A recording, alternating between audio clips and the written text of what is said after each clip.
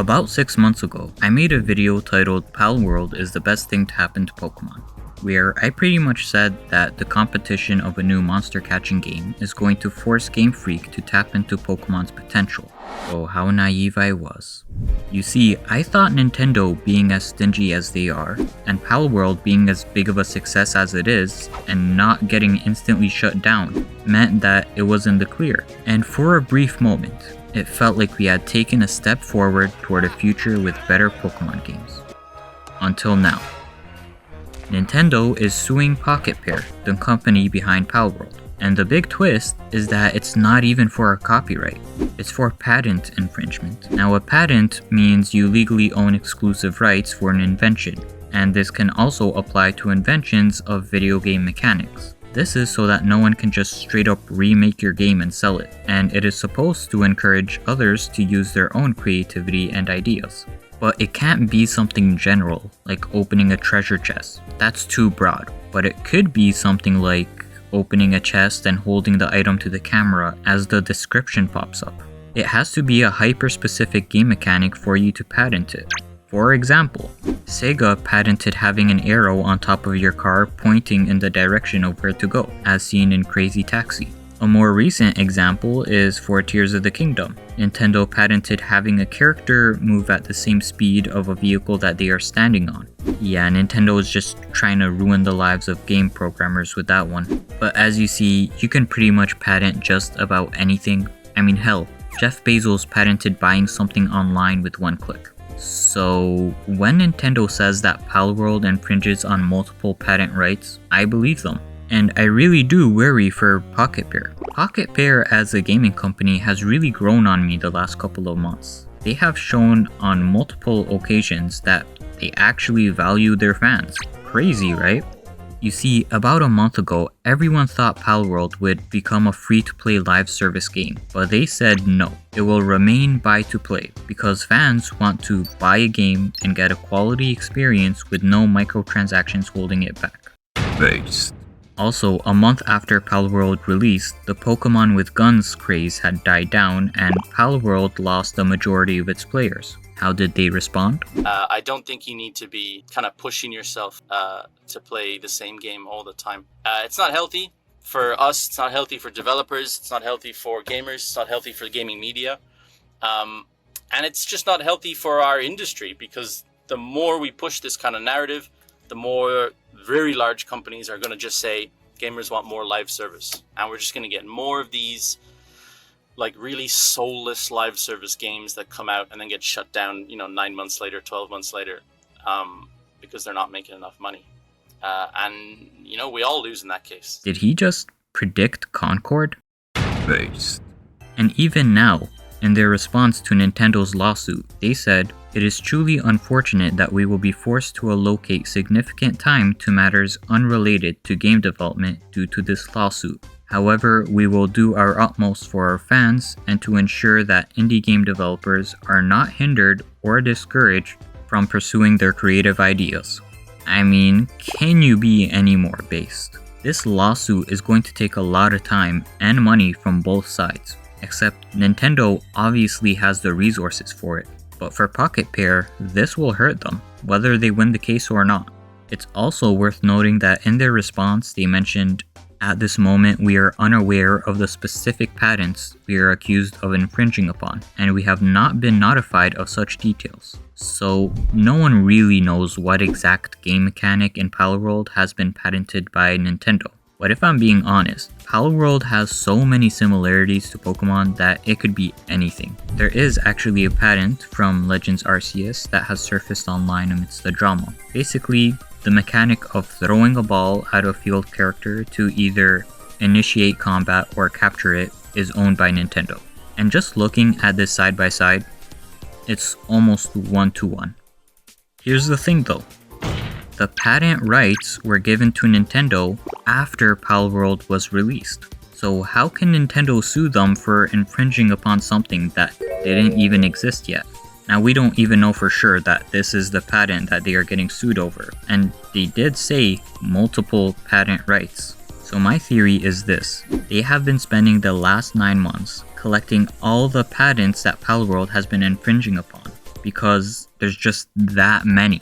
And I did some digging myself to find out just how much of Pokemon is patented, and I was surprised by what I found, because the patent Palworld is infringing upon could be something as simple as the storage box system. The sky's the limit. Actually wait, they patented flying around on a monster, so even the sky is off limits. We have no idea what Nintendo is capable of, but I will say this, they don't call them the Disney of gaming for nothing. Nintendo's lawyers are the best in the industry, with a near perfect track record. No matter what, they always seem to be 2 steps ahead.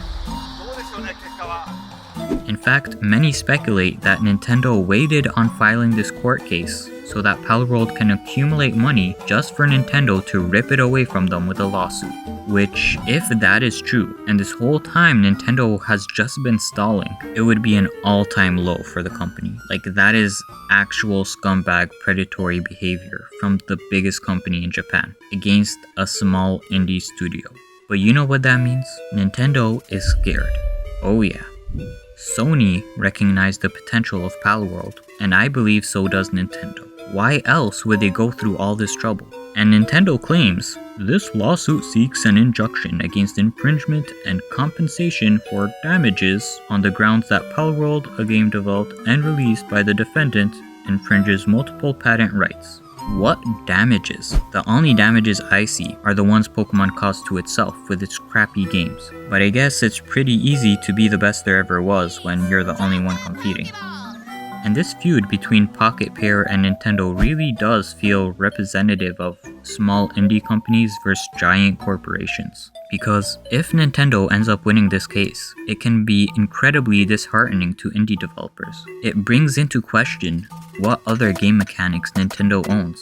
I mean, hell, there's an entire genre named after a Nintendo game. The term Metroidvania comes from Metroid and Castlevania-inspired games. So, are they all safe? There are also so many games out there which are heavily inspired by the Zelda series. Are they next?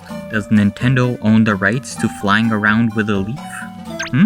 Everyone is just going to go crazy trying to call dibs on as many game features as they can.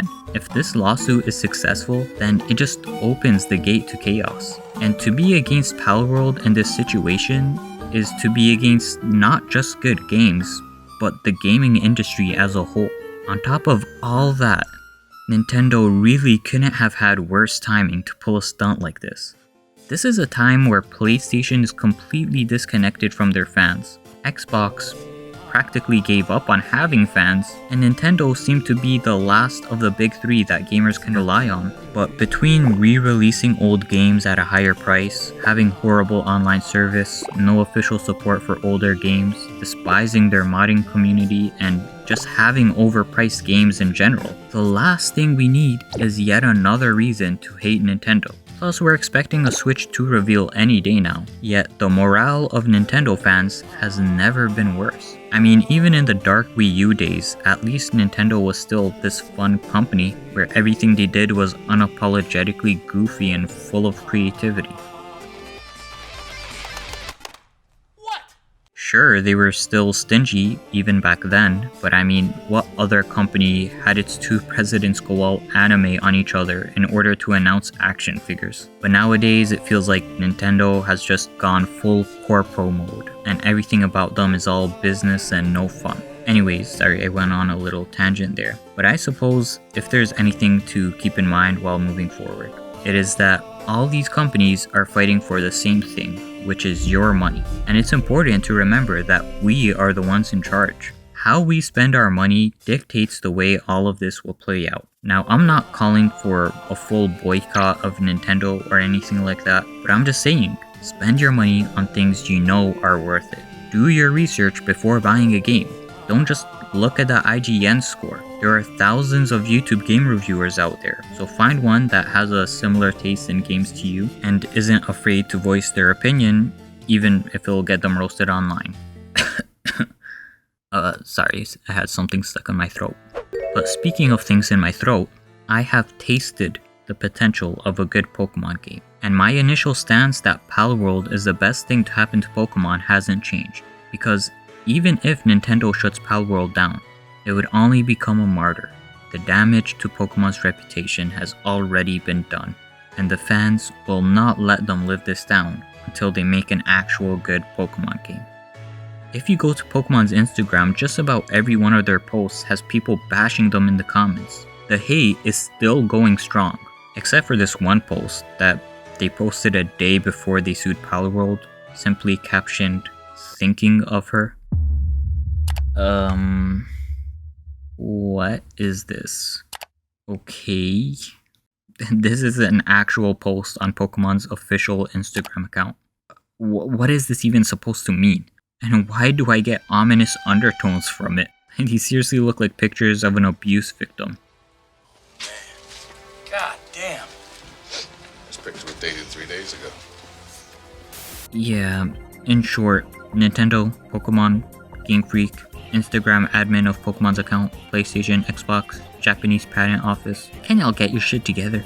It's really not that hard to just give the fans what they want. But that's all for this video. If you liked it, then please give it a like. It really helps smaller channels like mine get noticed by the algorithm. And remember to vote with your money.